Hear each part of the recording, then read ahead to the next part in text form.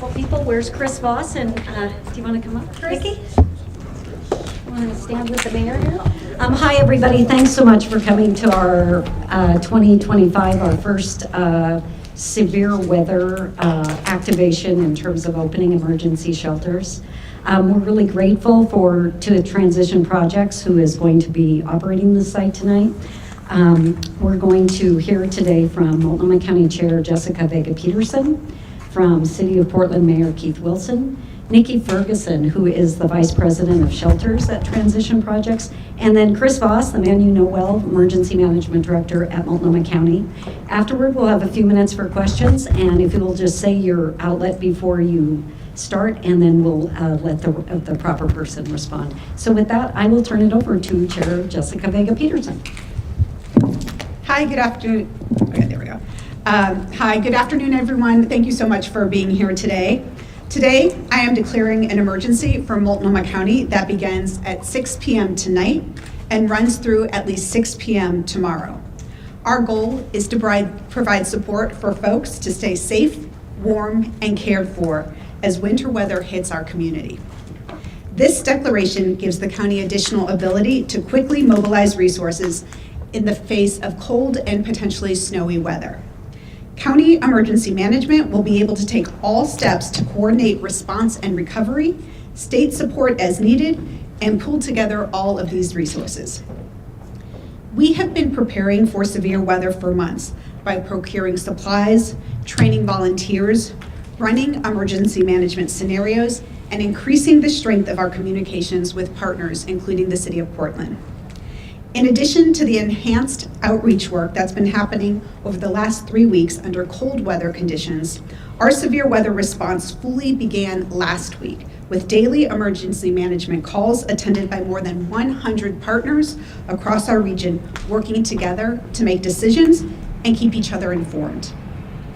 Though conditions over the weekend were milder than expected, there has been a slight uptick recently in cold weather, EMS, and emergency room engagements. And in consultation with partners and experts, we are seeing conditions that now meet our thresholds. Multnomah County will open warming shelters tonight, Tuesday, February 4th, at these locations. So this location where we are now, the Hollywood Shelter at 1815 Northeast 43rd Street in Portland, Cook Plaza at 19421 Southeast Stark Street in Gresham, Northwest 14th Avenue Shelter at 600 Northwest 14th Avenue in Portland. There will be about 360 beds open tonight. That also includes the extended hours at our Salvation Army Shelter so that those beds will support people until at least noon tomorrow. As of today, the Salvation Army's winter beds still have room for people seeking shelter. I want to thank Mayor Wilson for his partnership in this weather response and the city's partnership on those Salvation Army beds, which have helped us make sure that people are able to stay warm overnight throughout this recent cold snap.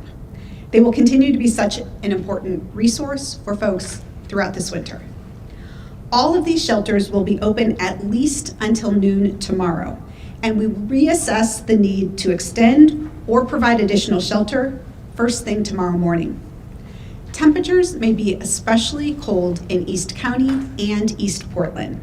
Frostbite in these temperatures could set in less than 1 hour of being outdoors. This will make conditions much worse for anyone without adequate shelter, so we ask people to please seek shelter as soon as possible. The latest National Weather Service forecast shows the chance that our region could be hit with a longer stretch of severe winter weather, with conditions potentially worsening, so we will be monitoring that very closely. Severe weather shelters, we know they save lives during the coldest and harshest nights of the year. No one will be turned away, so if you need a place to go and stay warm, know that we are here for you. I will also like to say transportation is available. Fares are already free on TriMet today to help this community celebrate Rosa Parks' birthday. So happy birthday, Ms. Parks, and thank you for your legacy of civil rights in this country. Fares will continue to be free on TriMet throughout this winter weather emergency for anyone who needs shelter, We will also be working to provide 24/7 transport to shelters throughout Multnomah County. Our emergency medical response system has moved to emergency weather authorizations to ensure that the highest quality pre-hospital patient care as we are sending ambulances to the nearest hospital. I am so gratified by our response from the Multnomah County and City of Portland workforces and the hundreds of people who have responded to our call to sign up for emergency sheltering shifts. Your commitment to our community means that the additional sheltering locations that we open today, which add to the more than 3,200 shelter beds open every night, have the people power we need to get through this winter weather event. You can also count on us to continue to monitor the weather carefully and to continue to prepare and stand up the resources that this community will need. I want everybody who's watching to know that there are things that you can do to help. Please be cautious with travel and stay out of the cold tonight. Be prepared for a possible snow event and continued cold weather tomorrow and throughout the week. Check on your neighbors, especially elderly or vulnerable neighbors and loved ones, to make sure that they have what they need to weather this storm. Your care and support can and does directly save lives. We'll keep you updated about shelter, transportation, outreach, and other services on an ongoing basis throughout the next several days. You may reach out to this community we may reach out to this community to volunteer and to help us get through this challenging time. We will be in touch more specifically when we could use your time and talent as a volunteer to provide direct services to our neighbors in need. For updates, please follow us on social media or check out the county's Care for When It's Cold website, which is multco.us/cold. That's multco.us/cold. This is where we'll update the community on our needs throughout this emergency, so you can check that often. And please, take good care of yourselves and each other during this time. Now, I'd like to turn this podium over to Mayor Wilson, who will have more information about the city's response. Thank you. Thank you, Chair. And thank you all for coming on such short notice. It's so important to get this information out to our community as rapidly as we can, so thank you. On Wednesday morning, we were expecting the first snow of the season in Portland, and we've had warnings of potential snow for several days. Chair Vega Pederson and I have been meeting with the emergency response or command center over this last many days, monitoring the situation. Today is the day for last-minute preparations. The city and county have been working in partnership to meet the needs of the community. The 200 Salvation Army shelter beds at Safes on Birdside and Moore Street Shelter that were stood up a few weeks ago still have capacity. Individuals can call 311 for additional shelter information as well as transportation to those shelters. We have to take this event very seriously. We've lost 3 people on the streets of Portland this last 3 weeks to hypothermia. And so I'm asking each and every one of you, if you see somebody in distress, that's our moment to stop, provide that care, and offer of shelter and or use the 311 as that capacity. And as you've heard Chair Vega Pederson, she and I are setting up additional capacity for those in need. In addition, the Portland Bureau of Transportation is activated for winter weather response and is working around the clock. Last night, PBOT crews placed 8,000 gallons of liquid anti-icer on Portland streets, and they're ready for the potential for snow during tomorrow morning's commute. If you're driving on Wednesday morning, use extreme caution. Drive for the conditions you see in real time. Coming over the Fremont Bridge early this morning, it was a roller skating rink and cars were hitting the sides of the barriers. And so I want to just caution you, also check the routes that you're traveling on and use extreme caution.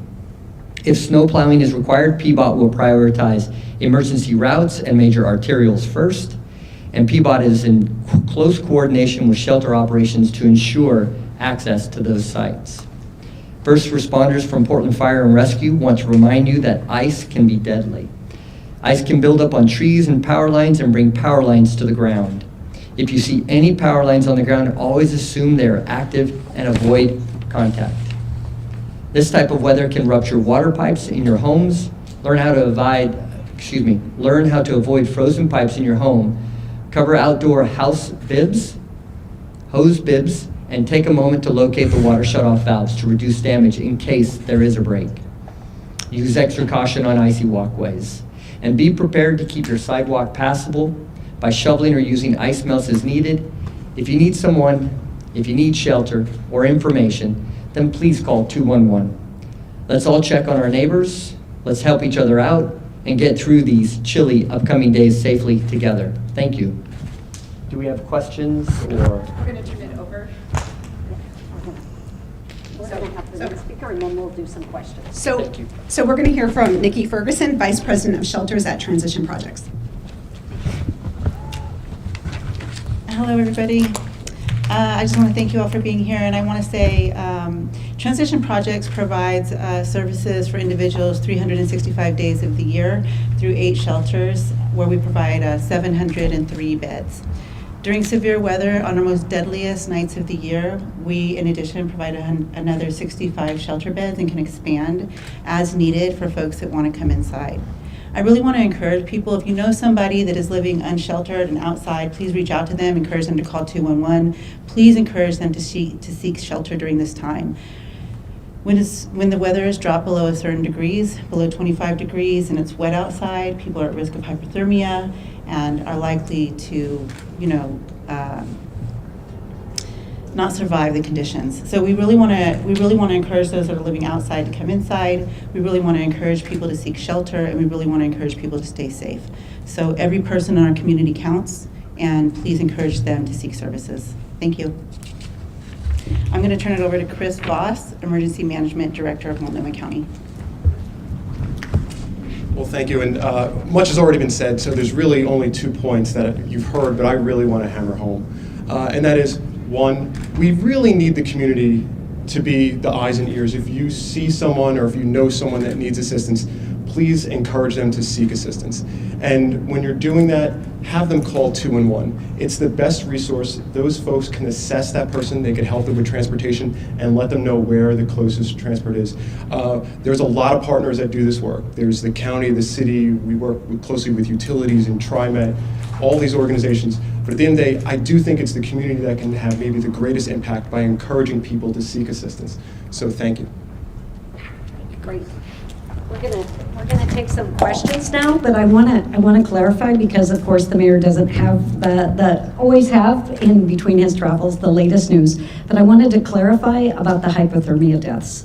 So there have been reports of deaths. Those are still under investigation. At least one has been determined not to be a hypothermia case, but there are a couple that are still outstanding. Here is our agreement with the community. The medical examiner, when a state of emergency is declared, the medical examiner meets with us every day at 4 o'clock and tells us so we can let the community know. Those conditions haven't been met yet. They are still under investigation, and knowing that people, we don't want to give false information. At the same time, we of course don't want to downplay the risk. So if you'll bear with us, when we have suspected hypothermia cases we can talk about, we will share those with the community. And with that, I'd like to open it up for questions. If you can tell us your outlet, say your name, and we'll try to repeat the question and have the mayor and chair and others answer. Go ahead. Just clarify on that specific thing that you were just saying. So there's been 3 deaths under investigation, but 1 is already determined not to be hypothermia? There was actually 4. 1 was not, and for sure. And the others, it's too early to tell whether they would be considered. Yes. So we have 3 suspected hypothermia. No, they're under investigation to be determined if they are suspected. They have not been confirmed. Mhm. So that's a weird line. Yes, it is a line. It goes to the state medical examiner. There's a back and forth. So we always apologize. We try to expedite it during the emergency, and we will be sharing news releases when we have information. For sure. Go ahead. And then with regard to people being discharged from hospitals, are you communicating with hospitals which emergency shelters are open? Are you making sure that they know that there's this free transport where people can go to those shelters? I know that there's work being done with hospital discharge right now at the legislative level, but as far as the county goes in emergency planning, are you communicating with your hospital partners? Yeah. Chris, would you like to take that? Sure. So you heard we have calls where literally there are well over 100 organizations and people on these calls, including the health department and people that work very closely with a lot of our health organizations. But yeah, it is very common when we have these locations open that we also may see people that are brought from medical institutions to the shelter to seek assistance. So it does happen. Specifically, has the county communicated to hospitals in the county about which emergency shelters are open? You know what? I know we've communicated with the health department. That is typically the direct point to our hospitals. But I will double check. But I'm sure that connection has been made. Great. Lillian, were you next? Is that? Oh, okay. Joel. Joel Jones with Coin 6 News, and my question is for Chris Foss, or really anybody, but you mentioned, we've heard a lot about the emergency visits, and I know that that's something that you mentioned during their presentation for the S&P. What's the status of the number of emergency visits as it relates to cold weather impacts? What are we seeing on the ground this year, maybe compared to last year? Sure. So over the last few days, we've actually seen pretty normal, and there's three things that we typically look at. We'll look at sort of in general, our 911 calls average. We'll look at specifically EMS transports for cold, and we'll also look at ED visits for cold. And a lot of them have been very much in the normal range. And that has been true. There have been some days a little elevated, but actually EMS transports have been pretty much consistent, normal. I think one of the reasons why we're here today is because there are a lot of people that we bring in to make sure that we're making an informed decision on if we need shelters. And so this morning on an early morning call when the health department says, hey, we have some elevated and some additional EMS calls. In a typical day, we might see one or two, and last night between midnight and 7 a.m., I believe they had 5. It may not be statistically significant, but it was enough for us to say, hey, listen, the ground situation is such that we may be seeing more of this. We're going to see a little bit more cold, a little bit more snow, and a little bit more rain. So it's probably prudent that with that and other information that we take a step forward, which is open these types of shelters. But that information is critical for us. What we see on the ground very much influences the way that we feel like we have to work to protect the community. You're back up front. Oh, sorry. Can we go here and then we'll come back to you? Go ahead. This one's probably for Blair. the chair, Blair with KGW. What do you have to say to people that look at the thresholds for when you open these shelters as being way too strict? I mean, we're already seeing deaths being investigated for hypothermia dating back to even a couple of weeks ago. So why now, and why are we holding on to these strict thresholds?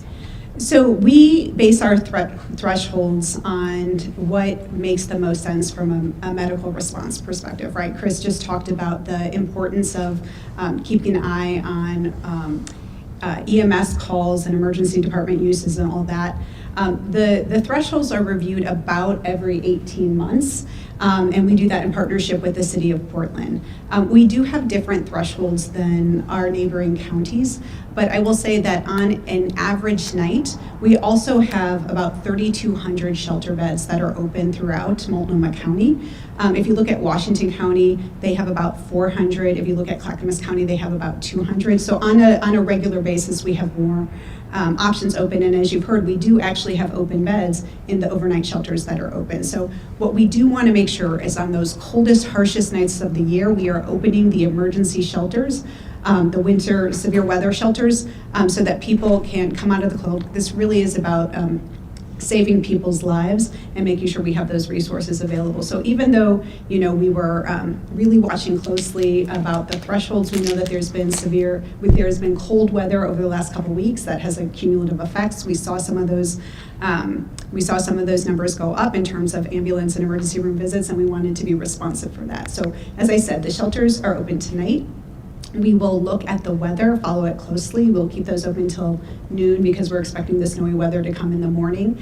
And then we'll make a decision early tomorrow morning about if we need to continue that based on the most updated weather reports.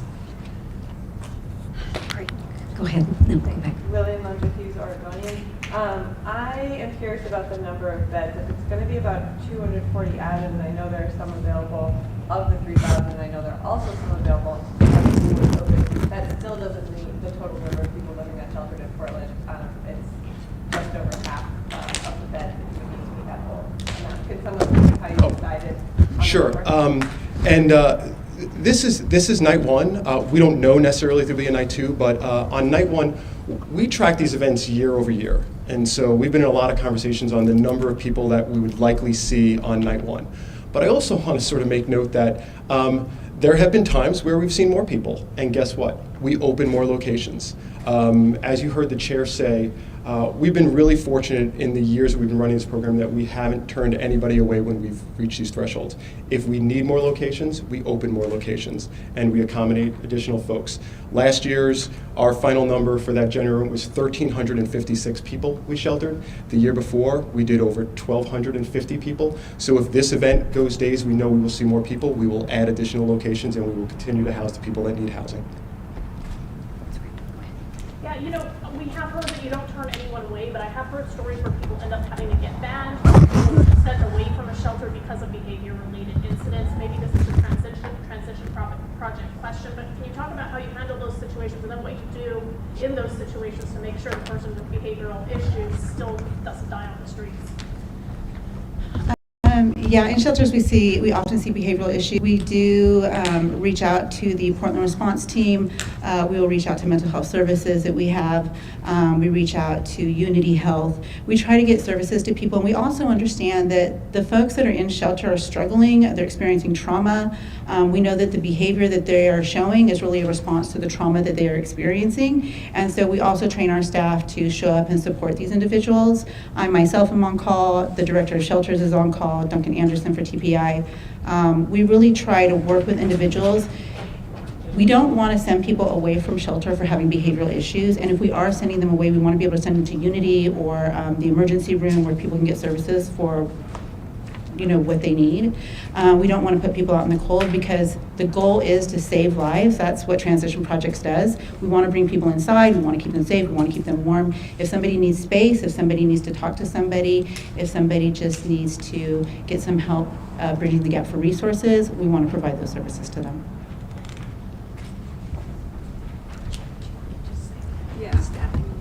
Yeah, one thing I wanted to mention is that, we have shelter shifts that folks can sign up for, but we also have some specialty staffing positions, which are some behavioral health, some medical related, person in charge shifts. So we do look to have resources on site at shelters as we're opening these up, knowing that we have varied needs throughout the community.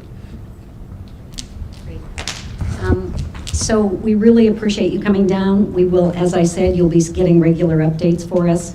If there are people, you see a lot of communications people here. If you have additional questions, you can send them to pressoffice@multco.us. And of course, the City of Portland staff is here. Any final words, Dylan? Any final thing you'd like to say? You're good. There's one-on-ones. Okay, we can do one-on-ones there? Yeah. Okay, thank you. Good enough. Thanks again, everybody, for coming. Really appreciate it. Thank you all. Thank you.